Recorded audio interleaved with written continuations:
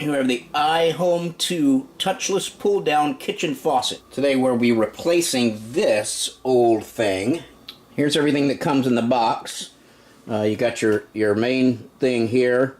This little knob here, if your batteries run out, your touch thing won't work anymore. You just unscrew this a little bit, and then it'll work again without batteries. So you can just use the handle. This is the plate. You may not need this.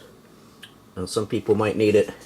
This is the washers that go around this ring here, and the mounting bracket for the battery pack. I just mount that on the wall. Should be pretty easy. I'm not a plumber, but this should be pretty easy.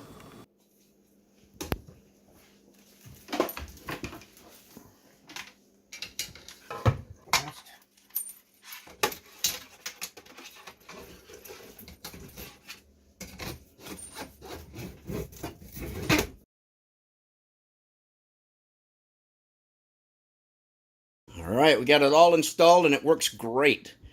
Check this out. Put your hand by the motion sensor. It comes on. It'll stay on for 3 minutes unless you turn it off.